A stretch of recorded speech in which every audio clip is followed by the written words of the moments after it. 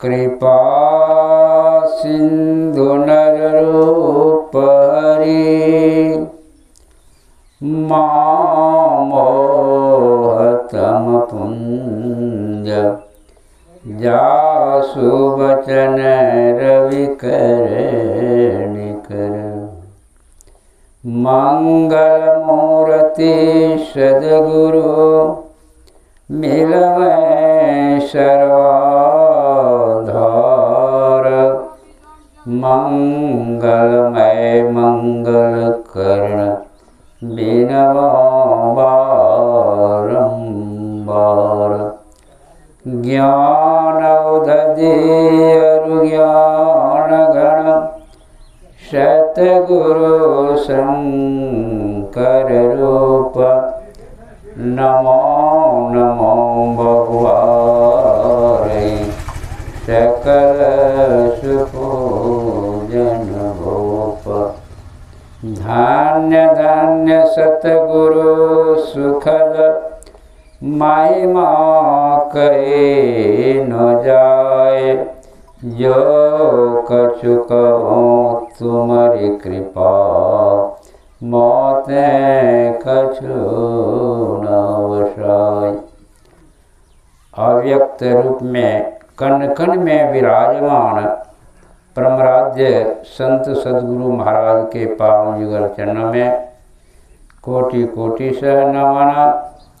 मंच पर विराजमान स्वामी श्री भूमेश्वर बाबा के पावन चरणों में कोटि सह नमन।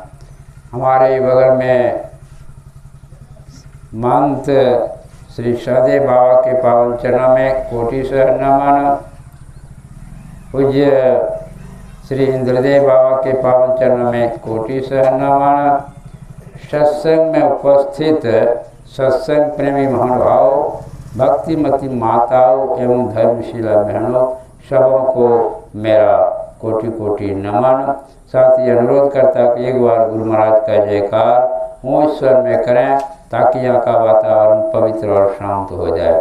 बोलिए प्रेम से श्री सद्गुरु महाराज की जय। अभी हम लोग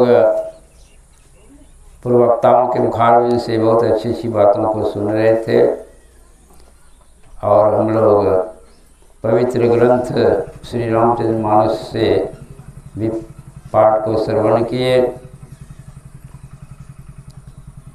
पाठ में अभी आया कि संत बिटप सरितागिरि धरणी परहित हेतु सवन के करणी।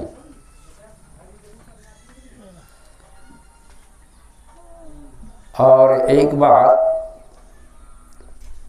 कि हमारे आराध्य देव संत सद्गुरु महाराज ने सत्संग के अपहरण काल में रामचरितमानस को ही क्यों चुना। बहुत ग्रंथ थे लेकिन अपहरण काल में रामचरितमानस को ही क्यों चुना। जब भी अपहरण काल का सत्संग होता है तो रामचरितमानस का ही पाठ होता है। क्यों, इसकी क्या विशेषताएं हैं, तो इसी को मैं संक्षेप में थोड़ा सा कहता हूँ कि जब संत शिरोमणि गोस्वामी तुलसीदास जी महाराज ने ध्यान करके अपने ज्ञान को प्राप्त किए और प्राप्त करके उनका अंतर साधना से इसकी स्फुरन हुई कि मैं एक काव्य लिखूं, काव्य ग्रंथ लिखूं, और लिखने का प्रारंभ भी किए। तो गोस्वामी तुलसीदास जी महाराज जब लिखने का प्रारंभ किए तो वो संस्कृत में पहले लिखे, संस्कृत में लिखना प्रारंभ किए। तो संस्कृत में जो ही दिन भर लिखते थे और सुबह होते ही वह मिट जाता था, रहता नहीं था। मिट जाता था। यह कार्यक्रम 7 दिनों तक चला। गोस्वामी तुलसीदास जी महाराज दिन में लिखते थे, रात में रख देते थे, सुबह जब देखते थे निकालते थे तो वह मिट जाता था, रहता नहीं था। अब क्या करें? एक दिन गोस्वामी तुलसीदास जी महाराज को स्वप्न हुआ, भगवान शंकर साक्षात दर्शन दे रहे हैं स्वप्न में और कह रहे हैं कि तुलसीदास जी आप जो लिख रहे हैं संस्कृत में ना, वो हिंदी में लिखिए। तो सुबह से पुनः हिंदी में लिखना प्रारंभ किए और रामचरितमानस का यानी राम के चरित्र का वर्णन एक काव्य के रूप में लिख करके तैयार कर दिए और तैयार किए। तो वहाँ के जो काशी में बहुत बड़े बड़े विद्वान पंडित लोग थे, उन लोगों को दिखाए, कहा देखिए आप लोग विद्वान हैं, मैंने ये काव्य लिखा, तो इसको ऐसा हो कि सभी लोग पढ़े, इसका आप लोग विमोचन कर दीजिए। विद्वानों ने देखा उस काव्य को उल्टा करके, तो उसमें संस्कृत नहीं था, संस्कृत एक भी श्लोक नहीं था। तो उन लोगों ने कहा देखिए आप संस्कृत का इसमें कोई एक भी श्लोक नहीं है, यह काव्य लायक नहीं है, यह काव्य हो नहीं सकता। जितने वेद पुराण उपनिषद हुए सब संस्कृत में लिखा हुआ है और आप इस काव्य को रामचरितमानस को संस्कृत में न लिख करके इसको हिंदी में लिखे, इसलिए इसकी मान्यता नहीं है। तो गोस्वामी तुलसीदास जी महाराज कहते हैं कि मैं यह काव्य अपने मन से नहीं लिखा हूँ, अपने मन से नहीं लिखा हूँ, भगवान शंकर ने लिखाए तब मैं लिखा हूँ। तो इसका विचार सब मिल करके क्या करेंगे, भगवान शंकर ही क्यों न करें कि यह काव्य सबको पढ़ने के लिए है या नहीं है। तो सबों ने स्वीकार कर लिया, कहा ठीक है। और स्वीकार करके क्या किया कि शिव मंदिर में उस काव्य को ले जाकर सबसे नीचे रख दिया। उसके ऊपर वेद उपनिषद गीता महाभारत जितने थे सब ऊपर में रख दिए और ताला लगा दिए। सब कोई अपने अपने घर चले गए और जब घर गए रात्रि काल हुई, सुबह हुआ, ताला खोला गया तो क्या देखा कि वह रामचरितमानस सबसे ऊपर हो गया, सबसे ऊपर रामचरितमानस सबसे ऊपर। और उसमें सबसे ऊपर में क्या लिखा पाया, सत्यमेव जयते, सत्यमेव जयते। भगवान शंकर ने अपने हाथों से लिखे सत्यमेव जयते।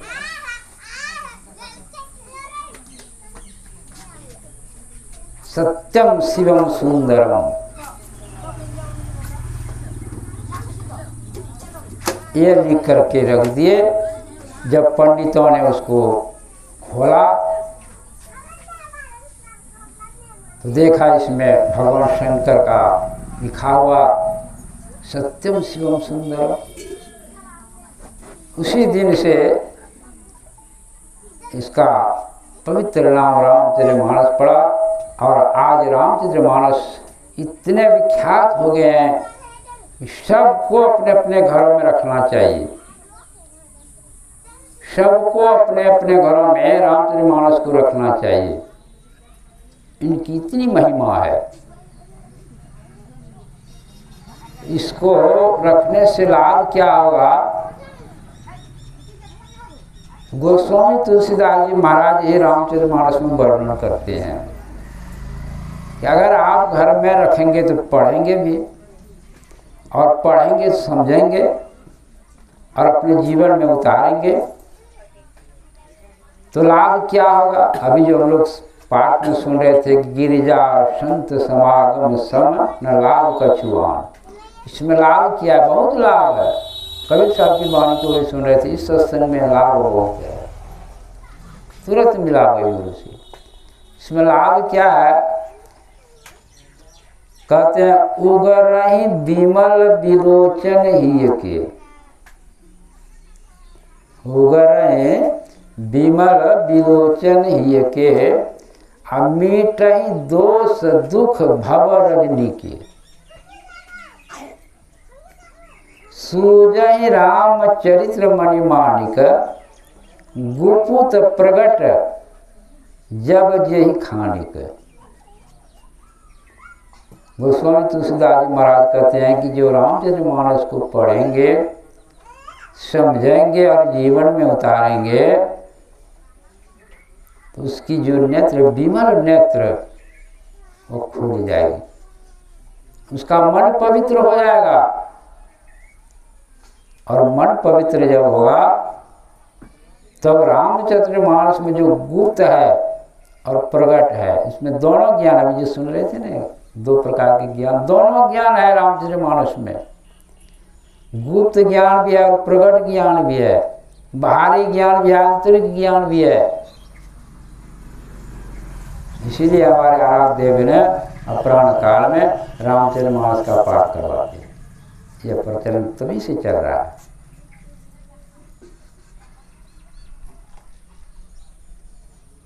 एक बार की बात है, भगवान बुद्ध का सत्संग इसी तरह चल रहा था। भगवान बुद्ध के सत्संग में बहुत लोग, सत्संगी लोग आते थे, सुनते थे, जाते थे, और प्रत्येक दिन अपराह्न काल में सत्संग होता था। तो उसी दरमियान में एक युवक प्रत्येक दिन सत्संग सुनने के लिए आते थे। एक दिन उनके मन में हुआ और भगवान बुद्ध से हाथ जोड़ करके विनय करने लगे कि भगवंत, मैं जब सत्संग में आता हूँ, सत्संग सुनता हूँ और अपने जीवन में उतारना चाहता हूँ, तो घर जाता हूँ तो मैं सब कुछ भूल जाता हूँ, इसको व्यवहार में नहीं ला सकता, अपने जीवन में के व्यवहार में नहीं उतार सकता। तो इसका कारण क्या है? और वही हम लोगों के साथ भी होता है। सत्संग में तो आते हैं, बहुत सुनते हैं, और जब सुनते हैं तो लगता है कि हम सब कुछ जान जाते हैं, लेकिन यूँ ही घर जाते हैं तो भूल जाते हैं। वही और युवक कह रहा है कि सत्संग में जो आते हैं, सुनते हैं, फिर भूल जाते हैं, इसका कारण क्या है? कृपा करके आप इसको हम दर्शकों को, श्रोताओं को समझावे। तो उस समय भगवान बुद्ध ने उस व्यक्ति को एक बांस की टोकरी दे दी, बांस की टोकरी दे दिए और कहा, जाओ नदी से इसमें जल भर के लाओ, जल भर के लाओ। वह युवक नदी में जाता था, बांस की टोकरी को जल में डुबाता था। बांस के टोकरी में पानी आएगा? कभी आएगा? नहीं आएगा। जैसे उठाते थे तो पानी सब नीचे झरझर गिर जाता था। इस प्रकार से उस व्यक्ति ने बहुत दिनों तक किए। फिर आकर के भगवान बुद्ध से कहते कि गुरुदेव, भगवंत, मैंने तो बहुत प्रयास किया, लेकिन उसमें पानी तो आता नहीं है। का क्या देखा? का जो है नदी में उस बांस की टोकरी को डुबाता हूँ और ऊपर करता हूँ तो पानी नीचे गिर जाता है। का सब दिन ऐसे होता है? का ना पहले दिन जब गिराए तो तुरंत गिर गया सब पानी, और जब उसको धीरे धीरे प्रत्येक दिन डुबाना लगे तो कुछ देर तक टिकता था, कुछ देर तक टिकता था लेकिन फिर गिर जाता था। कैसे क्या ज्ञान हुआ? कैसे यही ज्ञान होता है कि टोकरी में वो जो बांस रहता है, बांस की बत्ती बनाते हैं ना मौली लोग, तो वो पानी में देने के बाद वो फूलता है और फूल जाने के बाद वो धीरे धीरे सट जाता है। तो सट जाता है तो इसलिए जब सट जाता है तो उसमें कुछ देर तक जल ठहरता है, फिर गिर जाता है। कैसे क्या ज्ञान हुआ? कुछ ज्ञान हुआ? कहा नहीं, इससे तो हमको कुछ समझ में नहीं आता।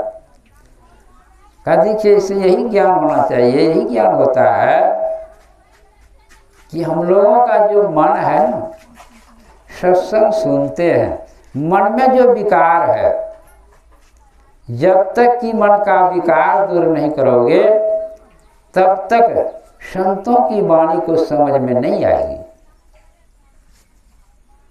जिस तरह से उस टोकरी को पानी में डुबाते हो, डुबाते पानी गिर जाता है, कुछ देर तक टिकता है, और जब वह टोकरी का बांस का बत्ती पूर्ण रूप से फूल करके सड़ जाएगा तो पानी टिक जाएगा। उसी तरह अपने मन को जब पवित्र बना लोगे, अभी सुन रहे थे कि झूठ, चोरी, नशा, हिंसा, व्यभिचार, इन 5 पापों को त्यागेंगे तब संतों की वाणी को समझ में आएगी। इसलिए संत महापुरुष लोग कहते हैं कि सदाचार का पालन करो। ऐसे तो सत्संग में आएंगे, लाभ होगा। लाभ नहीं होगा शुभ बात नहीं है, लाभ होगा। टटका लाभ नहीं, तत्काल लाभ चाहोगे तो वह नहीं होगा, लाभ होगा धीरे धीरे लाभ होगा। कैसा धीरे धीरे लाभ होगा? एक बूढ़ी माई, एक जगह सत्संग हो रहा था ना, वह बूढ़ी माई खड़ी होकर के बाबा से कहने लगी कि महाराज, मैं तो बहुत दिनों से सत्संग में आ रही हूँ, सुन रही हूँ, बहुत दान भी की हूँ, भंडारा की हूँ, सत्संग कराई हूँ, लेकिन मेरा यह शरीर जब छूट जाएगा तो हमको क्या लाभ होगा? हमको क्या लाभ मिलेगा इससे? बहुत सत्संग कराए, बहुत दान किए, बहुत भंडारा किए, बहुतों को खिलाए, बहुतों को वस्त्र दान दिए, बहुतों को पानी पिलाए, ये शरीर तो एक दिन छूटेगा, तो हमको क्या लाभ होगा? क्या लाभ मिलेगा? वह बाबा कुछ देर तक चुप हो गए। क्या जवाब दूं इसको? कुछ देर के बाद उन्होंने देखा बाबा ने कि एक बच्चा बगल में खेल रहा था। उस बच्चा को बुलाया, एक है बच्चा, इधर आओ, इधर आओ। वो बच्चा निडर था, बाबा के पास चला गया। बाबा ने पूछा कि यह मकान जो है 3 मंजिला, ये मकान किसका है? ये मकान किसका है? तो वह बच्चा बड़ा निडर था। उन्होंने छाती में हाथ ठोंक के कहता, बाबा यह मकान मेरा है, यह मकान मेरा है। कहा यह मकान तुम्हारा है? कहाँ बाबा, यह मकान मेरा है। बाबा का इतना छोटा बच्चा लेकर आया कि मेरा मकान है, क्या तुम झूठ बोलते हो जी? कहा नहीं बाबा, मैं सत्य बोलता हूँ, यह मकान मेरा है। और उसके बगल में उसका दादा भी था। पूछा उस बूढ़ा आदमी से कि क्या ये बच्चा सत्य बोल रहा है कि यह मकान इसका है? बूढ़ा बेचारा कहता है कि हाँ बाबा, ये बच्चा सत्य ही बोल रहा है, ये मकान इसी का है और यह मेरा पोता है और यह मकान मेरा है, यह बूढ़ी मेरी स्त्री है। अच्छा, तो वह बाबा कहने लगे कि देखिए यह बालक इतना सा छोटा है और यह दावा कर रहा है कि यह मकान मेरा है, तो यह मकान इसका कैसे हो गया? और उस बच्चा का पिता कश्मीर में फोर्स था, वो भी आया था। कहा यह मकान इसका कैसे हो गया? देखिए, पूर्व जन्म का संस्कार था उस बच्चे का। पूर्व जन्म के संस्कार के चलते उन बच्चा ने ऐसे धनवान के घर में जन्म लिया कि जन्म लेते इसका वह 3 मंजिला मकान उसका हुआ। बूढ़ा आदमी ने कहा, बाबा यह मकान इस बच्चे के पिता को मैंने दे दिया हूँ, मैं एक बगल में छोटा सा घर में रहता हूँ। आप विचार कीजिए कि वह बच्चा को वह 3 मंजिला मकान मिल गया, क्यों मिल गया? क्या कर्म किया था उन्होंने? अरे उन्होंने पूर्व जन्म में सत्संग किया था, अपना संस्कार बनाया था, जो वह 3 मंजिला मकान के मालिक के घर में जन्म लिया। इसलिए सत्संग करते रहोगे तो आपका भी संस्कार बनेगा, हम लोगों का संस्कार बनेगा। सत्संग से संस्कार बनता है, और संस्कार जब बनेगा तो देख लीजिए वह संस्कार क्या कराता है। कोई बच्चा माँ के गर्भ में है, माँ के गर्भ में पल रहा है और हवाई जहाज पर घूमता है उसकी माँ, पिताजी, कार गाड़ी है, मोटर गाड़ी है, सब कुछ है। और वह बच्चा जब जन्म लेगा तो वह हवाई जहाज किसका होगा, वह कार गाड़ी मोटर किसका होगा? उस बच्चे का होगा कि नहीं? क्यों? उन्होंने सत्संग में अपना संस्कार और पूर्व जन्म में अपना संस्कार बनाया।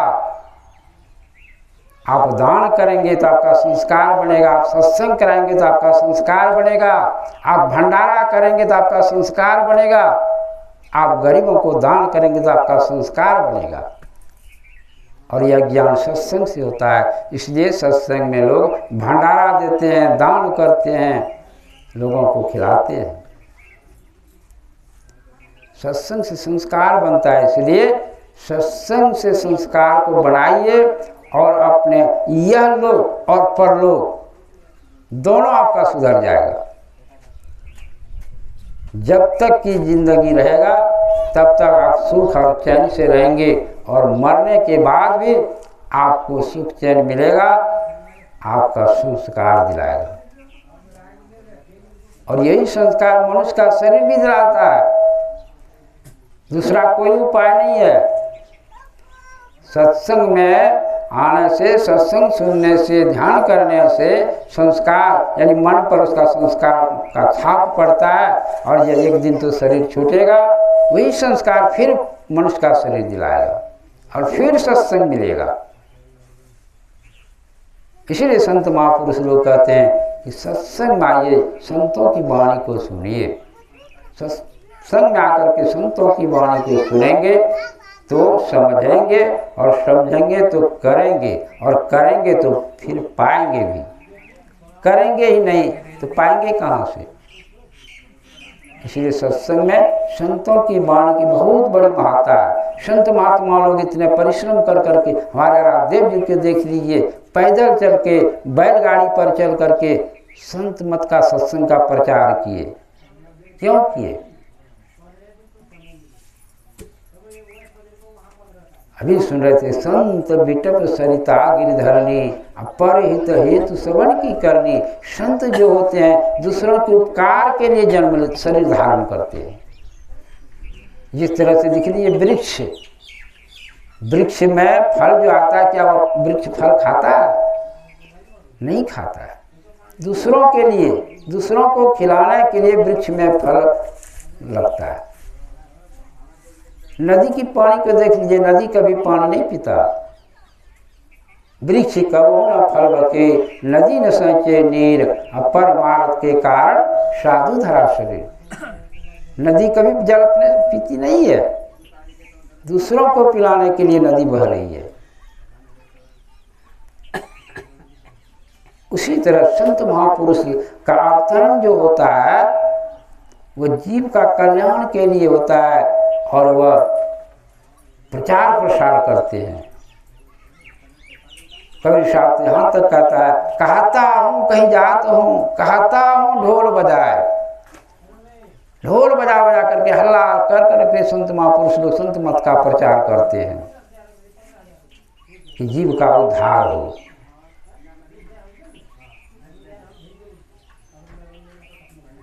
लेकिन पल भर भी अगर थोड़ा थोड़ा सा भी हम लोग सत्संग करेंगे तो कहते हैं सत्संगति दुर्लभ संसारा निमिष दंड भर एक बारा। एक बार भी अगर सत्संग प्राप्त हो गया तो हम लोगों का मानव का जीवन सार्थक हो जाएगा। मानव जीवन इसीलिए हम लोगों को मिला है। मानव जीवन मिलने का सबसे बड़ा महत्वपूर्ण काम है हम लोगों का सत्संग करना और अपने जीवन को जन्म मरण के दुख से छुटकारा पाना। वेद में भी इसका एक मंत्र है, यह चेद वेदी दस्त सत्यमस्ति वेदी न महति विनष्टि भूतेषु भूतेषु विचित्र प्रत्यासमालोका मृता भवन्ति। कि मनुष्य शरीर से अगर ब्रह्म यानी परमपिता परमात्मा को नहीं जाने तो बहुत बड़ी हानि है। विद्वान लोग समस्त प्राणियों में से उपलब्ध कर मरकर अमर हो जाते हैं। यानी बहुत बड़ी हानि क्या है? जमीन नहीं होना, मकान नहीं बनना, धन नहीं होना, यही हानि है? नहीं है, यह हानि नहीं है। हानि क्या है? तो निम्न शरीर निम्न जोनि में चले जाना। निम्न जोनि में चले जाना अर्थात पशु पक्षी कृमि कीट पतंग हाथी घोड़ा आदि जोनि में चले जाना, ये सबसे बड़ी हानि है। इसीलिए संत महापुरुष लोग कहते हैं कि इन निम्न प्राणियों में न जाए, इसके लिए मानव मात्र को एक ही साधन है, ईश्वर की भक्ति कीजिए, सत्संग कीजिए। सब कोई चाहते हैं कि हमको मनुष्य का शरीर मिले, सब कोई चाहते हैं। कोई यह चाहता है कि हम सुअर जोनि में चले जाएं, कुकुर जोनि में चले जाएं, गधा जोनि में चले जाएं? कोई चाहता है? नहीं चाहता है। सब चाहता है कि फिर हम मनुष्य शरीर में है या शरीर छूटे फिर हम मनुष्य शरीर में जाए, हमको मनुष्य का शरीर मिले। सब चाहता है, लेकिन कर्म करने से पीछे हटता है। कर्म, जिस कर्म से हमको मनुष्य का शरीर मिले उस कर्म करने से हिचकिचाते हैं, पीछे हटते हैं।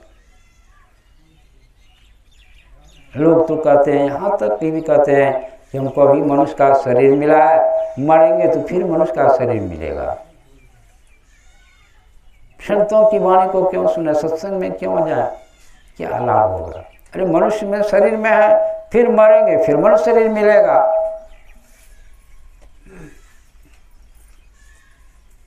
संत महापुरुष लोग कहते हैं कि नहीं, देख लीजिए बहुत उदाहरण है। वेद शास्त्र को पढ़ करके देखिए, उसको उल्टा करके देखिए।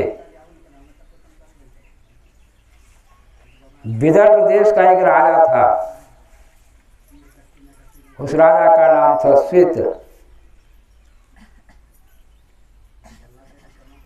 उन्होंने मानव जीवन में कभी किसी को एक मुट्ठी अन्न दान नहीं किया था, किसी को 1 रुपया दान नहीं किया था। संपत्ति तो अपार था, राजा था, संपत्ति तो बहुत अपार था। लेकिन जब उसका शरीर छूटा तो ब्रह्मलोक चला गया। और जब ब्रह्मलोक गया तो उसको भूख सताने लगी, भूख लगी, प्यास लगने लगी, जो कि ब्रह्मलोक में भूख प्यास नहीं लगती। और सब जो थे उन सबों से कहते थे मुझे भूख लगी है, प्यास लगी है, कहाँ मिलेगा, क्या खाएंगे? कहा देखिए यहाँ जितने प्राणी आए हुए ना, किसी को भूख प्यास नहीं लगती, लेकिन आपको क्यों लग रहा है? कहा क्या करो? कहा ब्रह्मा जी के पास जाओ, वही आपको बताएंगे कि आपको भूख प्यास क्यों लगती है। गए तो राजा श्वेत से ब्रह्मा कहते हैं कि देखिए आप जीवन भर सत्संग नहीं सुने, किसी गरीब को एक मुट्ठी अन्न दाना नहीं किए, कभी कहीं भंडारा नहीं दिए। इसलिए आपको भूख और प्यास सताती है इस लोक में भी। कहा यह भूख प्यास कैसे मिटेगी? कहा जाओ, तुम्हारा शरीर गंगा नदी के किनारे पड़ा हुआ है, उस शरीर का मांस का भक्षण करो, मांस का भक्षण करो। कहिए आप क्या कर रहे हैं? कहा नहीं करना पड़ेगा। कहा कब तक करूंगा? उस शरीर का मांस का भक्षण कब तक करूंगा? कब मुझे इस मांस खाने, अपने शरीर का मांस खाने से मुझे मुक्ति मिलेगी? ब्रह्मा जी ने कहा जब कोई पहुंचे हुए संत जाएंगे और जब तुम उसका दर्शन करोगे और उनके बताए मार्ग पर चलोगे तो तुम्हारा भूख प्यास मिट जाएगी और वह मांस खाना बंद हो जाएगा। अब राजा श्वेत प्रत्येक दिन जाते थे, भूख लगता था मांस खा करके फिर जाते थे। यह क्रम बहुत दिनों तक चलता रहा और चलते चलते एक दिन वह खा रहा था, इसी में अगस्त मुनि उसी होकर के पार हो रहे थे। उनकी दृष्टि पड़ी, जो ही दृष्टि पड़ी पूछा कहे रे तुम ये क्या कर रहे हो? तुम अपने ही शरीर का मांस क्यों खा रहे हो? सारी वृत्तांत सुनाए। कहा जाओ आज से तुम्हें इस शरीर का मांस खाना नहीं पड़ेगा। बोलिए प्रेम से श्री। देखिए संत कैसे होते हैं, ऐसे संत होते हैं। जो भी सुन रहे थे कि संत हृदय नव नीत समाना, संतों का हृदय बहुत कोमल होता है। दूसरों के दुख को देखकर वह दुखी होता है और दूसरों के सुख को देखकर भी वह सुखी होता है। लेकिन असंत में यह गुण नहीं है। असंत लोग जो होते हैं ठीक उसका उल्टा होता है। वह दूसरों के सुख को देख करके दुखी होते हैं, दूसरों की सुख को देखा नहीं जाता। और संत दूसरों के सुख को देखकर सुखी तो होते ही हैं, दूसरों के दुख देख करके दुखी होते हैं। और असंत लोग दूसरों के दुख को देख करके वह खुश होते हैं, खुश होते हैं। देख लीजिए आप लोग अपने गांव वाले टोले में, अगर आपको दुख है, आपका कोई दुश्मन है, तो वह हंसेगा कि भले एक दुख हो, भले दुख हुआ है इसको। लेकिन संत में ऐसी बात नहीं है। संत ऐसे उदार हृदय के होते हैं कि आपके दुख में आपको सहयोग भी कर सकते हैं और करते हैं, बहुत सहयोग करते हैं। बहुत इसका उदाहरण है। इसलिए संत जो होते हैं ना, वो बहुत दुख को सह करके, अपने दुख को सह करके दूसरों की भलाई करते हैं। हमारे राधे को देख लीजिए, जब ये जाते थे तो किसी ने एक छाता दी थी, धूप का समय था, उधर से एक आदमी आ रहा था, वो धूप में चिलचिलाती हुई धूप में, उनको वह छाता दे दिए। जाड़े के समय कंबल दे दिए, धोती वस्त्र दे देते थे। संत कितने दयालु होते। और संत कहते हैं किसको, इसको भी विचार करना चाहिए।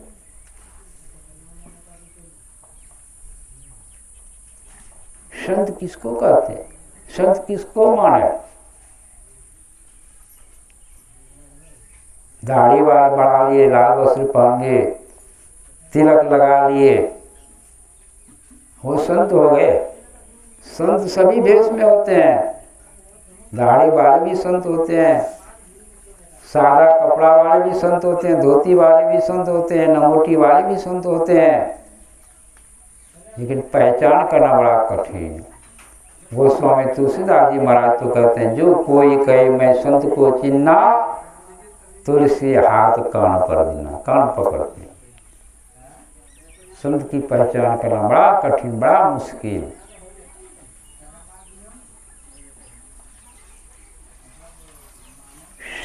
उसको कहते हैं जिन्होंने अपने मन को वश में कर लिए। हम लोगों का मन अभी क्या है, हम लोग मन के वश में है, जो मन कहता है वही करते हैं, जो कहेगा मन वही कर लेते हैं। लेकिन संत जो होते हैं मन को वश में कर लेते हैं, मन के ऊपर वो सवार होते हैं, और हम लोगों के ऊपर ही मन सवार है। आवागमन के चक्र को छुड़ा लेते हैं, जन्म मरण से छुटकारा पा लेते हैं। चारों जड़ शरीर से ऊपर उठ जाते हैं, चेतन शरीर से भी ऊपर उठ जाते हैं, और जिन्होंने अपने अंदर में परमपिता परमात्मा का दर्शन करके अपने आत्मा को परमात्मा में मिला लिए हैं, वो होते हैं संत।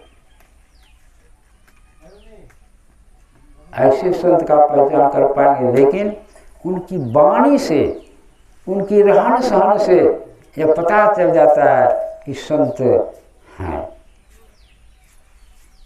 संत की वाणी, रहन सहन, उसके सानिध्य में रह करके कुछ दिन तक हम लोग उसके व्यवहार को, चाल चलन को देखेंगे।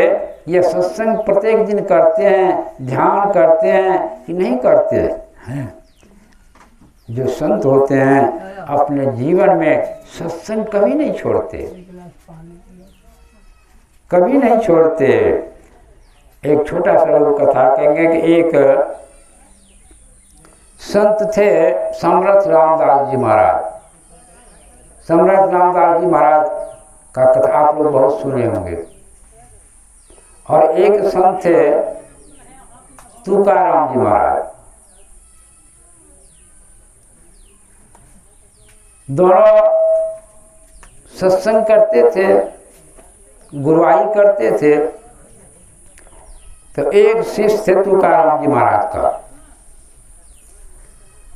तुकाराम जी महाराज जो ज्ञान उसको दिए थे, दीक्षा दिए थे, वह अभ्यास करते थे। और एक शिष्य था समरथ रामदास जी महाराज का, उनका नाम था शिवाजी। समरथ राम जी महाराज का शिष्य का नाम था शिवाजी।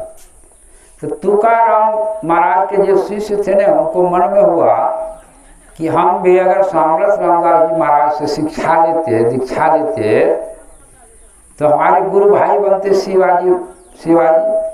शिवाजी महाराष्ट्र के राजा थे, छत्रपति शिवाजी, बहुत बड़े राजा थे। तो जो गुरु भाई होते हैं तो उसको उम्मीद रहता है कि जो गरीब होते हैं और कोई राजा रहते हैं तो राजा हमको मदद करेगा।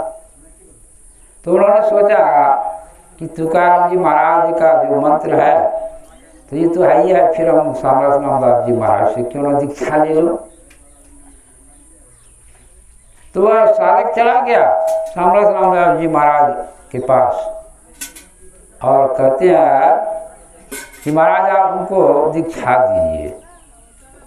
तो समरथ राम जी महाराज कहते हैं कि क्या जी कभी तुमने दीक्षा किसी महात्माओं से लिए हैं? कोई महात्मा को दीक्षा दिया है? तो झूठ कैसे बोलेंगे? बोल दिया हाँ महाराज दीक्षा लिए हैं। कहा किनसे दीक्षा लिए हो? कहा तुकाराम जी महाराज। कहा तुकाराम जी महाराज से दीक्षा लिए हो, फिर हमसे दीक्षा लेना चाहते हो, तो सबसे पहले तुम काम ये करो। कहा क्या? कहा जाओ तुकाराम जी महाराज से जो दीक्षा लिए हो ना, जो मंत्र लिए हो, उसको वापस कर दो, और वापस करके तो हमारे पास आना। चला गया बेचारा। फिर गया तुकाराम जी महाराज से कहा कि महाराज आपने जो हमको दीक्षा दी है ना, वह दीक्षा वापस ले लीजिए। वो तो समझिए संत होते हैं ना, वो तो समझ जाते हैं, सब कुछ समझ गए। कहा ठीक है, तुम वापस करना चाहते तो वापस दे सकते हो। कहा जाओ वह तुलसी का वृक्ष है ना? कहा जी। कहा उस तुलसी का वृक्ष पत्ता तोड़ करके ले आओ और मुंह में ले लो और चबा करके वह जो पत्थर है ना, उस पत्थर पर थूक देना। जाओ तुम्हारा मंत्र वापस हो जाएगा। उन्होंने वैसा ही किया। तुलसी पत्ता ले लिया, मुंह में चबा लिया और उस पत्थर पर ले जाके थूक दिया। फिर चला गया समरस रामदास जी महाराज के पास। समरस रामदास जी महाराज के पास जो गया, समरस राम जी महाराज कहते हैं क्या जी तुम उसको अपना जो मंत्र दिया था वो वापस कर दिया? कहाँ महाराज वापस कर दिए? ले लिया? कहाँ ले लिया? कहा जाओ जिस जगह तुम थूके हो उसको जाके चाटो, तुम अपने जीविया से उस जगह जाके उसको चाटो। अब क्या करे बेचारा, फिर वहां से चला जिस जगह थूका था, अपने जिस पत्थर पर जब चाटने लगा उस पत्थर में एक अक्षर लिखा गया। क्या लिखा गया? ओम। लिखते हैं ना हम लोग ओम, वह ओम लिखा गया। बड़ा आश्चर्य हुआ उसको, ऐसी अक्षर नहीं, ऐसा अक्षर आश्चर्य हुआ। वह घबरा गया, दौड़ के तुकाराम जी महाराज के पास गया। कहा महाराज मुझसे बहुत बड़ी भूल हो गई, क्षमा कीजिए। कहा क्या हो गया? क्या हो गया? कहा महाराज मैंने बहुत बड़ी भूल कर दी, जो आपका मंत्र मैं वापस आपको करना चाहता हूँ, अब मैं वापस नहीं करूँगा। सारी कथा सुनाए। कहा जाओ। देखिए संत ऐसे होते हैं, ऐसे संत के शरण में जाने से जीव का परम कल्याण होता है। और हम लोग ऐसे संतों के सत्संगी बने हैं, ऐसे संतों के सत्संगी बने हैं जो दिखते हैं सर्वोच्च ऊंच पर विराजमान है। बोलिए प्रेम से श्री सद्गुरु महाराज की जय।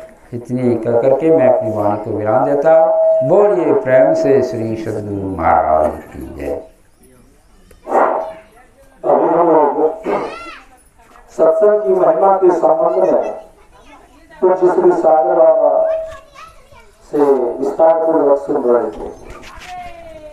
सागर बाबा सतमत सत्संग के अंतर्जिया के कोषाध्यक्ष हैं।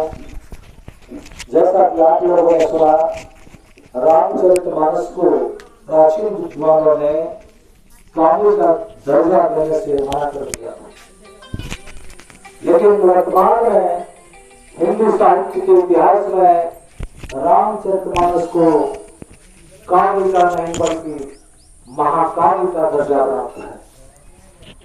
इस संबंध में मैं छोटी सी घटना आप लोगों के समक्ष प्रस्तुत कर रहा हूँ। जब मैं एसपी कॉलेज दुमका से स्नातक की डिग्री ले रहा था, उस समय हमारे प्रोफेसर साहब कक्षा में रामचरितमानस के संबंध में अध्यापन कर रहे थे, पढ़ा रहे थे हम लोगों को, और कह रहे थे कि रामचरितमानस एक काल्पनिक ग्रंथ है जिसका वास्तविक जीवन से कोई संबंध नहीं है। यह कवि की कल्पना से रचा गया एक पुस्तक है। मैंने यह बात अपने पिताश्री को घर में आकर बताया। मैंने कहा आप तो प्रवचन में कहते हैं रामचरितमानस के बारे में बहुत अच्छी अच्छी बातें कहते हैं, लेकिन हमारे प्रोफेसर साहब कहते हैं कि ये काल्पनिक रचना है जिसका वास्तविक जीवन से कोई संबंध नहीं। पिताजी ने कहा कि आप तुम्हारे जो प्रोफेसर साहब हैं बिल्कुल गलत बोल रहे हैं, तुम उसकी बात को मत मानो। मैंने कहा ये परीक्षा में पूछ दिया तब क्या करेंगे? कहा जो सही है वही लिखना। मैंने कहा जी फेल हो गए तब? तो पिताजी ने कहा फेल यदि हो गया तो हो गया, लेकिन लिखना वही जो सही है। और संयोग देखिए, वार्षिक परीक्षा में रामचरितमानस से प्रश्न आया था कि रामचरितमानस के साहित्यिक और चारित्रिक विशेषताओं का वर्णन करें। मैंने उस परीक्षा में प्रोफेसर साहब के बताए ठीक उसके उल्टा परीक्षा में लिखा था। परिणाम यह हुआ कि मैं पास ही नहीं बल्कि एसपी कॉलेज से उस सत्र का सबसे टॉप विद्यार्थी रहा। तो ये सत्संग की महिमा है। अब मैं आमंत्रित करता हूं पूज्य स्वामी भुवनेश्वर बाबा से, आप जो बचा हुआ समय है हम गुरु भक्तों के बीच उपदेश करें। बोलिए प्रेम से श्री सद्गुरु महाराज की जय।